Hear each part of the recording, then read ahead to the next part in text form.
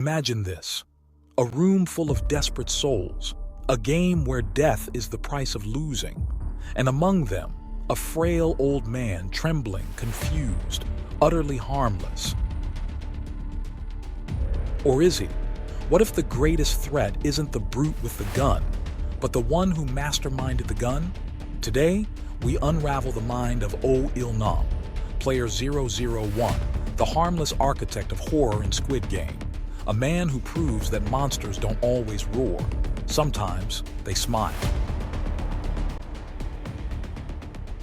Scene 1. In the first game, red light, green light, while chaos and terror reigned, with players falling and being eliminated. Il-nam's behavior stood out. As you can see, he's not just participating, he's practically enjoying it. He's smiling, running with surprising agility for his age, and navigating the game with an almost unnerving ease. He reaches the line alongside the other survivors, his face filled with a smile, rather than the fear and desperation etched on the faces of those around him. This stark contrast is crucial to understanding his psychology. While others are paralyzed by fear, unsure of what to do, Il-nam seems to know exactly what's required. He's not burdened by the same panic that grips the other players. This suggests a few possibilities. Firstly, he might have a deeper understanding of the game's mechanics than he lets on. Perhaps he's played similar games before, or maybe he's just incredibly observant and quick to grasp the rules. Secondly, his lack of fear could stem from a chilling detachment from the consequences. Scene 2. The joy of the games. Narcissism's masquerade. Now watch closely. As the bodies pile up, Il-nam's eyes glint. During Dalgona Candy, as players plummet to their deaths, he chuckles. Not a nervous laugh, a thrill. This is the mask slipping. Narcissists don't just crave power, they revel in the chaos they create. Il-nam isn't just playing the games, he's conducting them. Every scream is his symphony, every death his masterpiece. And here's the darkest truth. He thinks he's earned this wealth, age, status. To him, the players aren't human. They're ants in his ant farm, and he's the child with the magnifying glass.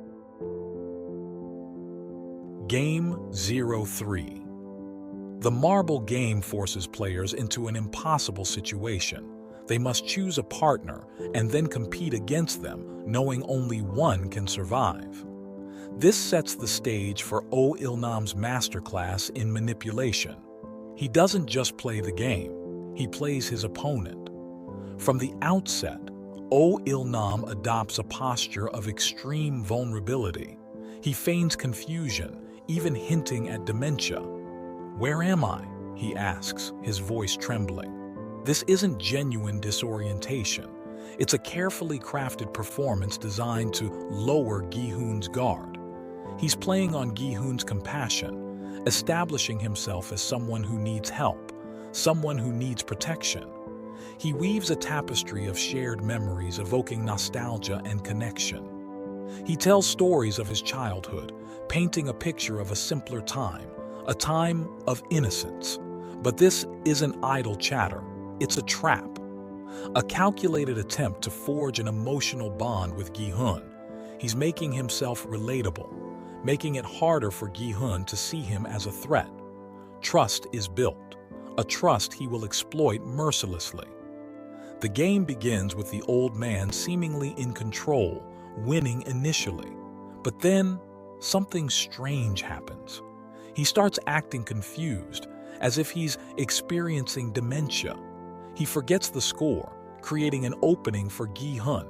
Is this genuine forgetfulness, or is it a calculated move, a subtle test of Gi-hun's character? He's giving Gi-hun a second chance, a chance to win, but also a chance to reveal his true nature. Gi-hun, desperate to survive, takes the chance. Tears streaming down his face, he cheats, claiming victory. It's a morally ambiguous moment.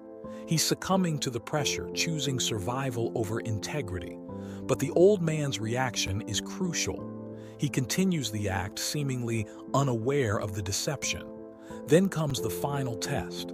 Just as the game seems over, the old man casually pulls out a marble from his pocket. It's a deliberate act, a provocation. He's testing Gi-hun one last time.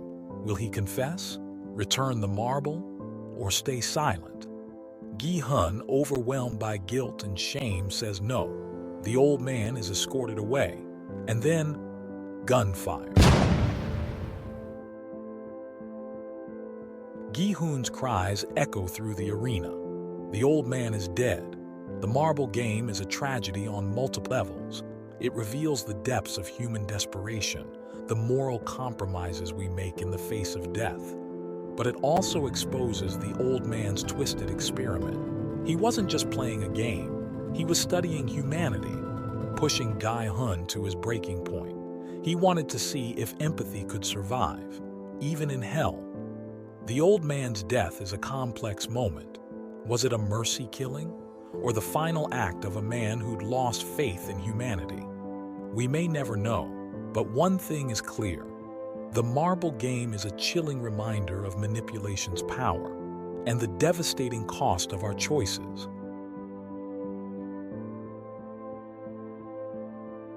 From the very beginning, Il-nam presents as frail and vulnerable. He elicits sympathy from Gi-hun, forming a bond. But this vulnerability, a facade. We see glimpses of his cunning early on. He's not helpless, he's strategic, positioning himself near Gi-hun, leveraging compassion for protection. Il-nam's backstory reveals a man of immense wealth and profound boredom. He's lost touch with life's joys, seeking extreme stimulation to combat his ennui. This boredom, paired with his resources, births the Squid Game, a twisted experiment where lives are stakes. His participation as a player, not just observation, he craves the thrill. Even in the games, his behavior fascinates. Moments of genuine fear and vulnerability surface, blurring the lines. Are these flickers of humanity or more manipulation? The ambiguity makes him terrifyingly compelling. The ultimate reveal, Il-nam is the mastermind, reframes everything. His motivations aren't money or power, they're existential. He's a man devoid of purpose, seeking meaning in suffering. To him, players aren't humans, they're pawns. So, what defines the old man's psychology? Boredom, detachment, a hunger for stimulation. He's a manipulator exploiting weakness, yet fleeting vulnerability humanizes him. A tragic figure, a monster forged by privilege, who found meaning in cruelty.